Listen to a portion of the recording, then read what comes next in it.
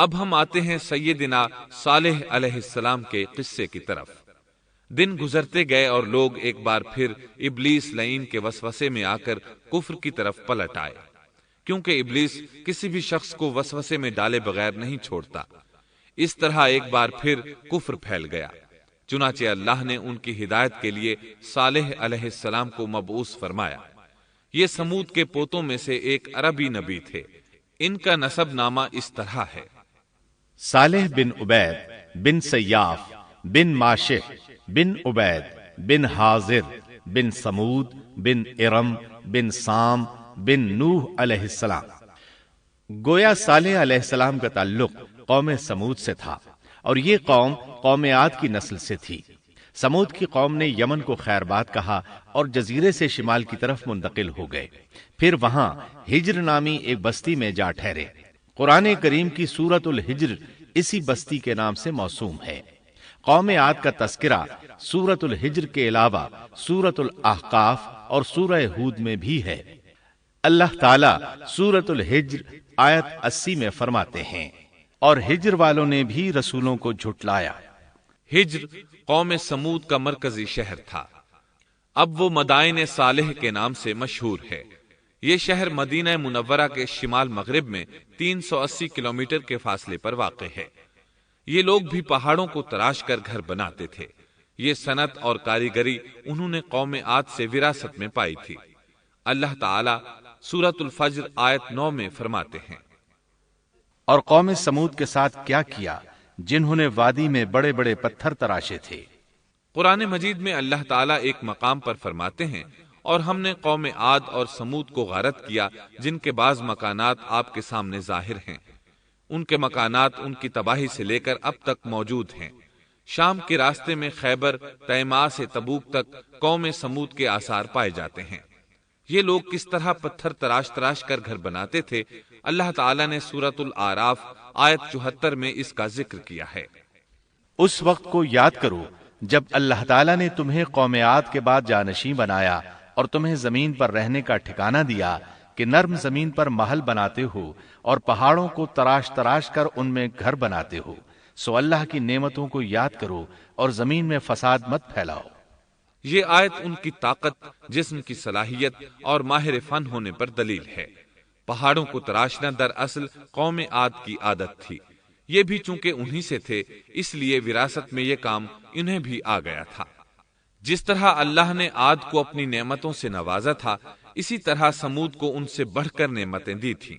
اللہ تعالیٰ صالح علیہ السلام کی زبانی ان سے فرماتے ہیں، اے قوم سمود، کیا تمہیں ان چیزوں میں بے فکری سے رہنے دیا جائے گا، یعنی باغات، چشموں، کھیتوں اور کھجوروں میں جن کا خوشہ ملائم ہے، اور تم پہاڑوں کو تراش کر پرتکلف گھر بناتے ہو، پس اللہ سے ڈرو اور میرا کہنا مانو۔ لیکن ان لوگوں نے ہر طرح سے قوم عاد کی پیروی کی، نصیحت پکڑنے کی بجائے بتوں کی عبادت شروع کر دی۔ اللہ نے ان کے درمیان صالح علیہ السلام کو مبعوث فرمایا۔ آپ نبوت ملنے سے پہلے بھی عقل مند اور علم والے تھے، باعزت گھرانے سے تعلق رکھتے تھے، اپنے معاملات میں لوگ ان سے مشورے لیتے تھے، لہٰذا انہیں ایک خاص مقام حاصل تھا۔ لیکن جب آپ نے انہیں ایک اللہ پر ایمان لانے، اس کے سوا کسی کی عبادت نہ کرنے کی دعوت دی تو ان کا ساتھ چھوڑ گئے۔ جواب میں ان سے کہنے لگے، اے صالح، اس سے پہلے تو ہم تجھ سے بہت کچھ امیدیں لگائے ہوئے تھے۔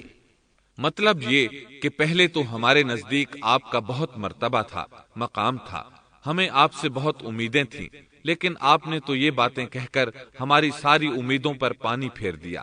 ان کے اس جواب کے باوجود صالح علیہ السلام انہیں اللہ کی طرف بلاتے رہے اور ان سے کہتے رہے، اے میری قوم، اللہ کی عبادت کرو، اس کے سوا تمہارا کوئی معبود نہیں۔ تمام انبیاء کی اپنی اپنی قوم کو یہی دعوت تھی کہ اے لوگو، اللہ کی عبادت کرو، اسی نے تمہیں زمین سے پیدا کیا ہے، اسی نے تمہیں زمین میں آباد کیا ہے، اس سے معافی طلب کرو، یقیناً میرا رب قریب ہے اور دعاؤں کو قبول کرنے والا ہے۔ اے میری قوم، تم نیکی سے پہلے برائی کی جلدی کر رہے ہو، اللہ سے معافی کیوں نہیں مانگتے کہ تم پر رحم کیا جائے؟ اللہ سے ڈرو، میری اطاعت کرو، حد سے گزر جانے والے بے باک لوگوں کی اطاعت سے باز آؤ، وہ ملک میں فساد پھیلا رہے ہیں اور اصلاح نہیں کرتے۔ صالح علیہ السلام نے ہود علیہ السلام کی طرح اپنی قوم کو نصیحت کی، لیکن ان ظالموں نے بھی اسی طرح کفر کیا جیسے قوم عاد نے کیا تھا۔ کہنے لگے یہ کیسے ہو سکتا ہے کہ ہم اپنے میں سے ایک شخص کے تابع ہو جائیں؟ اس اکیلے کی اتنی زیادہ فضیلت کی آخر کیا وجہ ہے؟ ہم نہیں مان سکتے کہ ہم میں صرف اسی ایک پر اللہ کی باتیں نازل ہوتی ہیں۔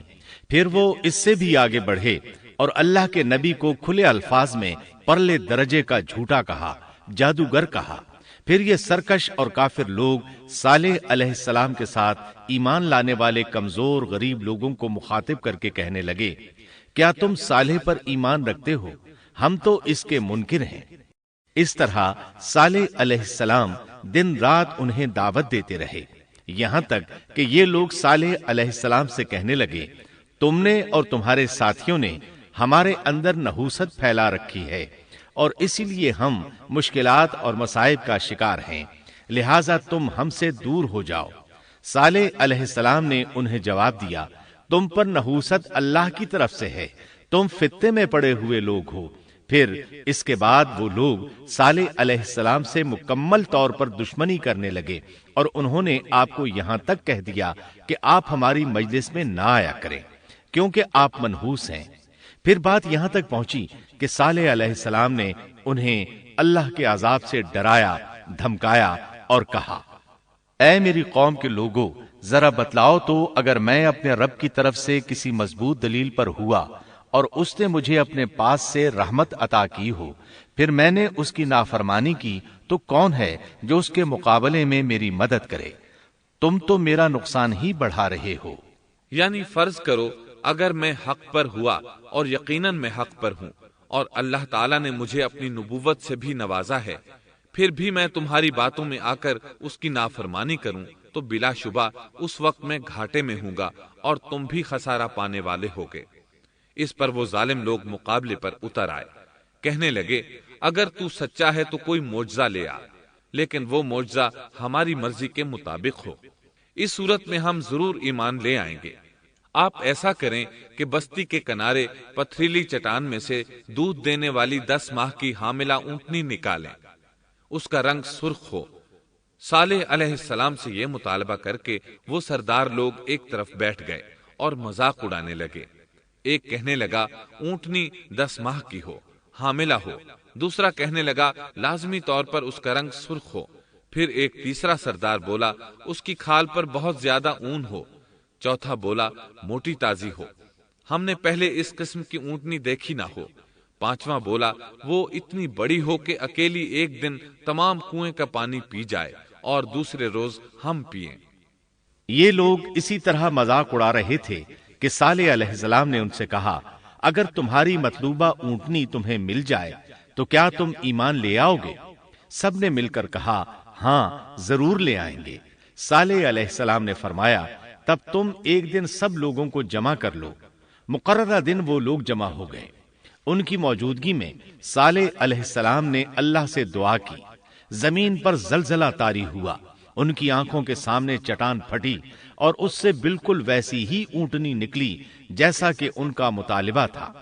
انہوں نے اپنی زندگی میں ایسی اونٹنی کبھی نہیں دیکھی تھی۔ اس میں وہ تمام صفات موجود تھیں جن کا ذکر ان لوگوں نے کیا تھا۔ اللہ تعالیٰ صالح علیہ السلام کی زبانی سورہ ہود آیت 64 میں فرماتے ہیں، اے میری قوم، یہ اللہ کی بھیجی ہوئی اونٹنی ہے، یہ تمہارے لیے ایک معجزہ ہے۔ اب تم اسے اللہ کی زمین میں کھاتی ہوئی چھوڑ دو اور اسے کسی طرح کی تکلیف نہ پہنچاؤ، ورنہ فوری عذاب تمہیں آ پکڑے گا۔ اس اونٹنی کو چونکہ کسی اونٹنی نے جنم نہیں دیا تھا، اس لیے اس کو ناقۃ اللہ یعنی اللہ کی اونٹنی کہا گیا۔ پھر صالح علیہ السلام نے فرمایا، لوگو سن لو، ایک دن یہ اونٹنی پانی پیے گی، ایک دن تم پیو گے، تم میں سے کوئی اسے تکلیف نہ پہنچائے، ورنہ اللہ کا بدترین عذاب تم پر نازل ہوگا۔ سورۃ القمر میں اللہ فرماتے ہیں، بے شک ہم اونٹنی کو ان کے لیے آزمائش بنا کر بھیج رہے ہیں، تم صبر کے ساتھ ان کے انجام کا انتظار کرو۔ اس نشانی کے ظہور کے بعد اللہ تعالیٰ نے صالح علیہ السلام کو مخاطب کر کے فرمایا، تم اب دیکھتے رہو کہ ان کا انجام کیا ہوتا ہے۔ ان کی سختیوں پر صبر کرو۔ ان سے کہہ دو کہ پانی پر ایک دن ان کا اختیار ہوگا اور ایک دن اس اونٹنی کا۔ خبردار کوئی زیادتی نہ کرے اور اس اونٹنی کو پانی پینے سے نہ روکے۔ سورۃ الشمس میں اللہ تعالیٰ فرماتے ہیں کہ ان سے اللہ کے رسول نے فرما دیا تھا کہ اللہ کی اونٹنی کی اور اس کے پانی پینے کی باری کی حفاظت کرو، یعنی اسے نہ تو پانی پینے سے روکو اور نہ ہی اسے کوئی تکلیف پہنچاؤ۔ اس معجزے کو دیکھ کر لوگ دو گروہوں میں بٹ گئے۔ بہت کم لوگوں نے صالح علیہ السلام کی پیروی کی، ان پر ایمان لائے، جبکہ اکثر لوگ پھر بھی اپنے کفر پر ڈٹے رہے۔ اللہ تعالیٰ فرماتے ہیں ان لوگوں نے خود معجزے کا مطالبہ کیا تھا، لیکن اس کو اپنی آنکھوں سے دیکھنے کے باوجود ظلم پر اڑے رہے اور کفر پر اصرار کرتے رہے۔ سورۃ الحجر آیت 81 میں اللہ فرماتے ہیں اور انہیں ہم نے اپنی نشانیاں بھی عطا فرمائی تھیں، لیکن پھر بھی وہ ان سے گردن موڑنے والے ہی رہے۔ اسی طرح سورہ بنی اسرائیل میں اللہ تعالیٰ فرماتے ہیں ہم نے قوم سمود کو نشان کے طور پر اونٹنی عطا فرمائی تھی، لیکن انہوں نے اس پر ظلم کیا۔ بلا شبہ وہ ایک واضح نشانی تھی، کوئی شخص یہ نہیں کہہ سکتا تھا کہ جادوگروں نے اسے پیدا کیا ہے۔ وہ اونٹنی ان میں موجود رہی، ان کے علاقے میں جہاں چاہتی چرتی، جب کنویں پر پانی پینے جاتی تو سارا پانی پی جاتی۔ وہ لوگ اس کا دودھ پیتے، دودھ سب کے لیے کافی ہو جاتا۔ ان کی آنکھوں کے سامنے اس نے ایک بچے کو جنم دیا، وہ شکل صورت میں بالکل اپنی ماں جیسا تھا۔ لوگ اسے دیکھ کر تعجب کرتے، بچہ اونٹنی کے ساتھ رہتا، یہ ایک واضح نشانی تھی، اس پر جادو کا گمان کیا ہی نہیں جا سکتا تھا۔ وہ اونٹنی ایک عرصے تک ان لوگوں میں رہی۔ اللہ فرماتے ہیں ہم نے قوم سمود کو بطور نشان کے ایک اونٹنی دی تھی، لیکن انہوں نے اس پر ظلم کیا، حالانکہ یہ نشانیاں ہم لوگوں کو ڈرانے کے لیے ہی بھیجتے ہیں۔ وہ لوگ اس اونٹنی کو دیکھ کر متعجب ضرور ہوئے، لیکن ایمان پھر بھی بہت کم لوگ لائے، حالانکہ اس نشانی کے بعد انہیں چاہیے تھا ایمان لے آئیں۔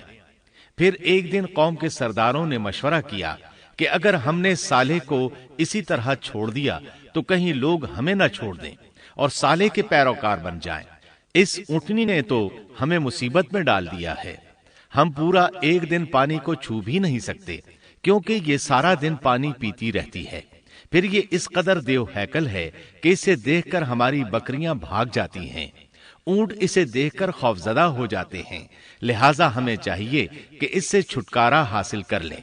وہ آپس میں مشورہ کرتے رہے، آخر انہوں نے ایک آدمی منتخب کیا۔ مورخین کا اس پر اتفاق ہے کہ اس کا نام قدار بن سالف تھا، اس کے ساتھ اس کا ایک ساتھی بھی تھا۔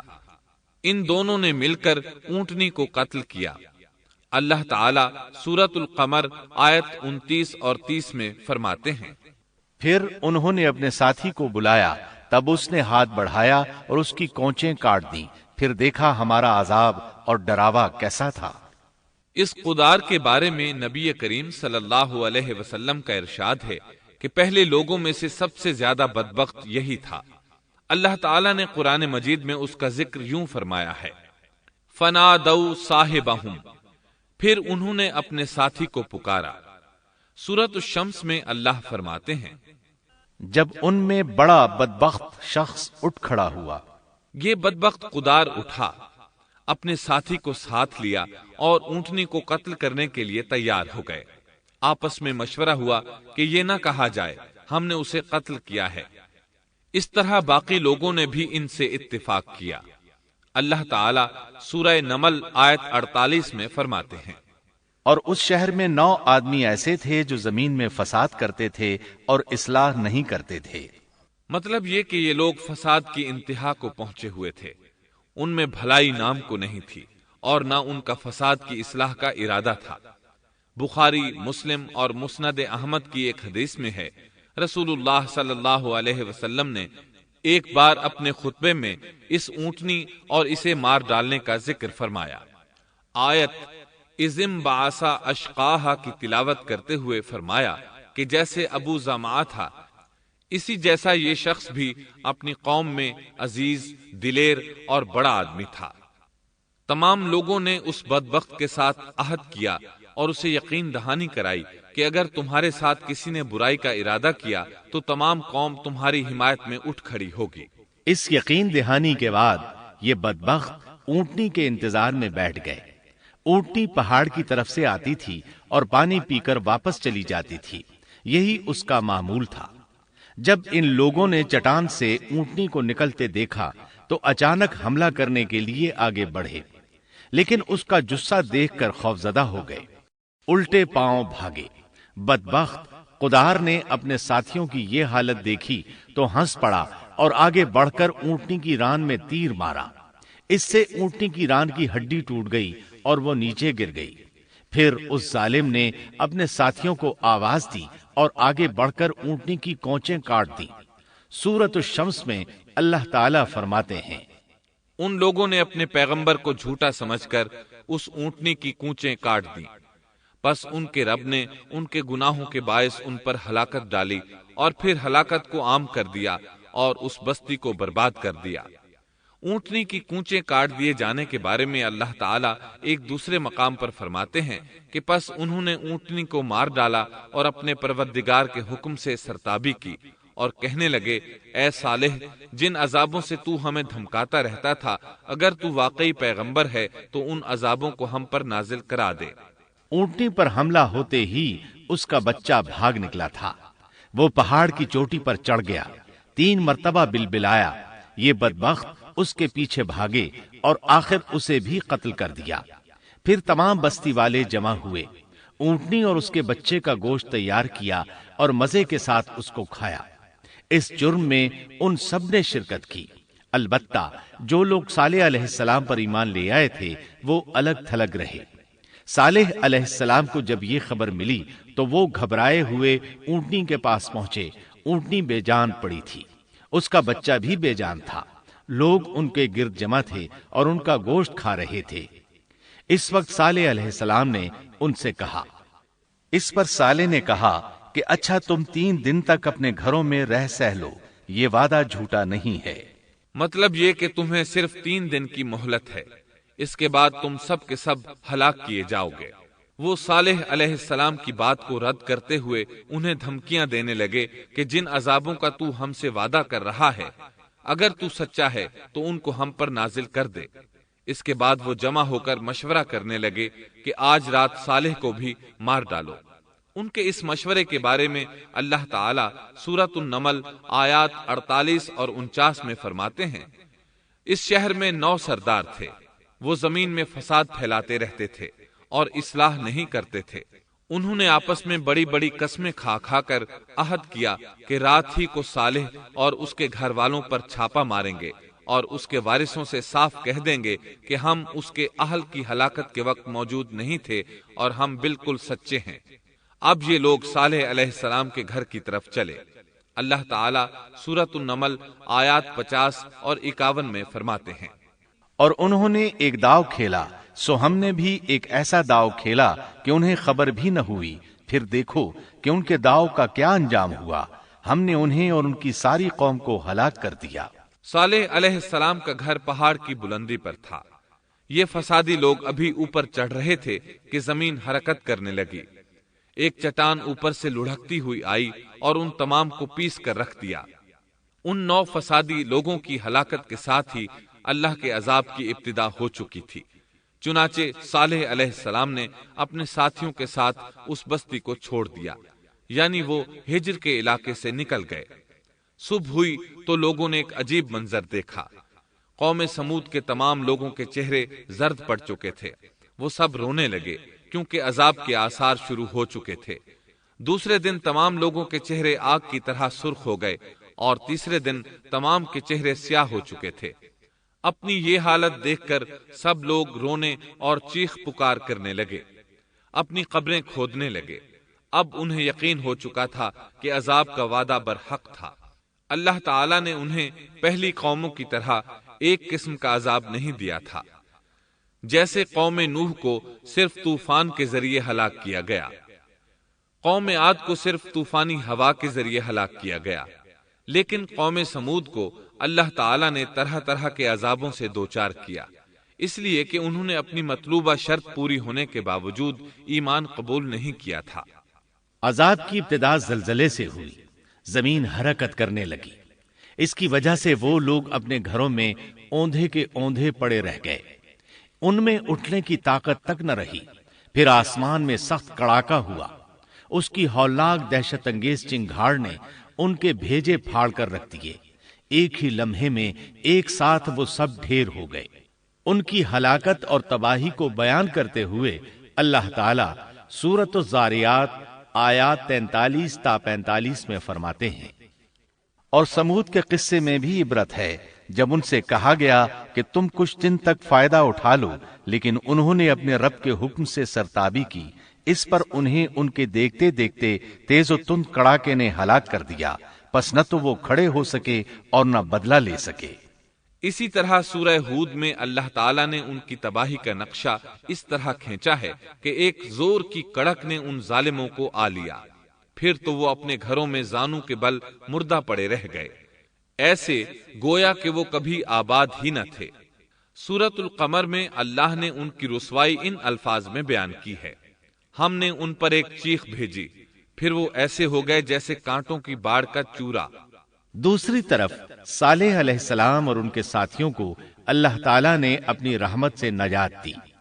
اللہ تعالیٰ سورہ ہود آیت 66 میں فرماتے ہیں، پھر جب ہمارا فرمان آ پہنچا ہم نے صالح اور ان پر ایمان لانے والوں کو اپنے فضل سے اس سے بچا لیا اور اس دن کی رسوائی سے بھی، یقیناً تیرا پروردگار نہایت توانا اور غالب ہے۔ اس قوم کے آثار آج تک باقی ہیں۔ مدینہ منورہ کے شمال مغرب میں ان کے گھر موجود ہیں۔ اب یہ علاقہ مدائن صالح کے نام سے مشہور ہے۔ سورۃ النمل میں اللہ تعالیٰ فرماتے ہیں، پس یہ ان کے گھر ہیں جو ان کے ظلم کے سبب ویران پڑے ہیں، بے شک اس میں دانش مندوں کے لیے نشانیاں ہیں۔ اللہ تعالیٰ نے ان کے نشانات کو آج تک باقی رکھا ہے تاکہ بعد میں آنے والوں کو یقین ہو جائے اور کسی قسم کا شک نہ رہے۔ عذاب کے آثار نمودار ہونے پر صالح علیہ السلام نے ان سے فرمایا تھا، اے میری قوم، میں نے تمہیں اپنے پروردگار کا حکم پہنچا دیا تھا اور میں نے تمہاری خیر خواہی کی، لیکن تم لوگ خیر خواہوں کو پسند نہیں کرتے۔ اس کے بعد صالح علیہ السلام اپنے ساتھیوں کے ساتھ وہاں سے ہجرت کر کے فلسطین آ گئے، وہیں رملہ نامی بستی میں رہنے لگے اور یہیں آپ کی وفات ہوئی۔ نبی کریم صلی اللہ علیہ وسلم صحابہ کرام رضی اللہ عنہم کے ساتھ تبوک تشریف لے گئے تو آپ نے مدائن صالح کے قریب قیام فرمایا تھا۔ صحابہ نے ان کنووں سے پانی لے لیا جو قوم سمود کے استعمال میں رہے تھے، کچھ برتن بھی وہاں سے لے لیے۔ آپ کو پتہ چلا تو آپ نے حکم فرمایا، ان برتنوں کو توڑ دو اور اس پانی کو بہا دو اور اس پانی سے جو کھانا تیار کیا ہے اس کو الٹ دو۔ آپ نے انہیں ان گھروں میں داخل ہونے سے بھی روک دیا جن میں اللہ کا عذاب نازل ہوا تھا۔ آپ صلی اللہ علیہ وسلم نے فرمایا، میں ڈرتا ہوں تم پر بھی ایسا عذاب نہ آ جائے جیسا ان پر آیا تھا، اس لیے ان کے علاقے میں داخل نہ ہوا کرو، اور اگر داخل ہونا پڑ جائے تو روتے ہوئے داخل ہوا کرو، اور رونا نہ آئے تو رونے جیسی شکلیں بنا لیا کرو تاکہ تمہارا شمار ظالموں میں نہ ہو۔ اللہ تعالیٰ فرماتے ہیں، آگاہ رہو، قوم سمود نے اپنے رب سے کفر کیا، سن لو ان سمودیوں پر پھٹکار ہے۔ قرآن میں ان کا قصہ 26 سے زائد مرتبہ بیان کیا گیا ہے۔ اس کے بعد لوگ ایمان کی حالت میں امن چین کی زندگی بسر کرنے لگے، لیکن پھر نئے سرے سے ان میں خرابی پیدا ہوئی۔ شیطان نے پھر اپنا کام دکھایا، ان کے دلوں میں وسوسہ ڈالا اور فلسطین، عراق، مصر اور جزیرے کے نواحی علاقوں میں شرک پھیل گیا۔ لوگ ایک بار پھر کفر کی طرف پلٹ پڑے۔ اس پورے قصے میں چند عبرتیں ہیں، آئیے ذرا ان کا بھی ذکر ہو جائے۔ اللہ تعالیٰ کی اونٹنی اگرچہ سیدنا صالح علیہ السلام کی نبوت کا ایک نشان تھی، ان کی سچائی کا ثبوت تھی، لیکن قرآن کریم کی وضاحت یہ ہے کہ وہ قوم سمود کی آزمائش کے لیے تھی اور وہی ان کی ہلاکت کا نشان ثابت ہوئی، جیسا کہ سورۃ القمر میں اللہ تعالیٰ فرماتے ہیں، بے شک ہم اونٹنی کو ان کی آزمائش اور امتحان کے لیے بھیجنے والے ہیں، پس تو ان کے انتظار میں رہ اور صبر اختیار کر۔ سنت اللہ یہ رہی ہے کہ اگر وہ اپنے پیغمبر کو کسی قوم کی ہدایت کے لیے بھیجے اور قوم اس کی ہدایت پر کان نہ دھرے تو ضروری نہیں کہ وہ قوم ہلاک کر دی جائے، لیکن جو قوم اپنے نبی سے اس وعدے پر نشان طلب کرے کہ اگر ان کا مطلوبہ نشان ظاہر ہو گیا تو وہ ایمان لے آئیں گے، اور پھر نشان آ جانے کے بعد وہ ایمان نہ لائے تو اس قوم کی ہلاکت یقینی ہے۔ اللہ تعالیٰ پھر اس قوم کو معاف نہیں کرتے جب تک کہ وہ تائب نہ ہو جائے اور اللہ کے دین کو قبول نہ کرے، یا عذاب الہی سے صفحہ ہستی سے مٹ کر دوسروں کے لیے عبرت کا نشان بن جائے۔ لیکن اس سنت سے نبی کریم صلی اللہ علیہ وسلم کی امت مستثنا ہے، اس لیے کہ آپ صلی اللہ علیہ وسلم نے وضاحت فرمائی ہے، میں نے اللہ تعالیٰ سے دعا مانگی ہے کہ اللہ تعالیٰ میری امت میں عذاب عام مسلط نہ فرمائے، اور اللہ نے میری دعا قبول فرما لی۔ قرآن میں اللہ تعالیٰ نے نبی کریم صلی اللہ علیہ وسلم کی اس بات کی یوں تصدیق کی ہے، اے رسول، اس حال میں کہ تو ان میں موجود ہے، اللہ تعالیٰ ان کافروں پر عذاب مسلط نہیں کرے گا۔ اور یہ ایک خطرناک غلطی ہے، نفس کا دھوکہ ہے کہ انسان عیش و عشرت اور دنیاوی جاہ و جلال کو دیکھ کر یہ خیال کر بیٹھے، یہ گمان کر لے کہ جس قوم یا فرد کے پاس یہ سب کچھ موجود ہے وہ ضرور اللہ تعالیٰ کے سائے میں ہے، اور یہ کہ ان کی یہ خوش عیشی اس بات کی علامت ہے کہ اللہ تعالیٰ کی خوش نودی ان کے ساتھ ہے۔ یہ نفس کا دھوکہ ہے، غلط فہمی ہے، بلکہ کج فہمی ہے۔ قرآن کریم کے اس واقعے میں جگہ جگہ اس بات کی وضاحت ہے کہ بعض اوقات زیادہ سے زیادہ خوش عیشی زیادہ سے زیادہ عذاب کا پیش خیمہ ثابت ہوتی ہے، اگرچہ قوموں کے لیے اس کی مدت چند ماہ یا چند سال نہیں بلکہ گھبرا دینے والی مدت ہی کیوں نہ ہو، مگر ہر قسم کی دنیاوی کامیابیوں اور خوش عیشیوں کے ساتھ جب ظلم، سرکشی اور غرور کسی قوم کا مستقل شعار بن جائے تو سمجھ لو اس کی تباہی اور ہلاکت کا وقت قریب آ پہنچا۔ اللہ تعالیٰ فرماتے ہیں، تیرے رب کی پکڑ بہت سخت ہے، لیکن اس کے ساتھ ہی یہ بات بھی ہے کہ کسی قوم میں تمام تر خرابیوں کے باوجود اگر قوم سے اکثر افراد اللہ کے شکر گزار ہوں، اس کے بندوں کے ساتھ انصاف کرنے والے اور آپس میں نیک نیت اور خیرخواہی کرنے والے ہوں تو بلا شبہ وہ اللہ کے ہاں مقبول بندے ہیں، اور انہی کو دنیا اور آخرت کی کامیابیوں کی بشارت ہے، اور انہی کے لیے یہ دنیاوی عیش اللہ کی بے انتہا نعمتوں کی علامت ہے۔ انہی الفاظ پر سیدنا صالح علیہ السلام کا قصہ اختتام کو پہنچا۔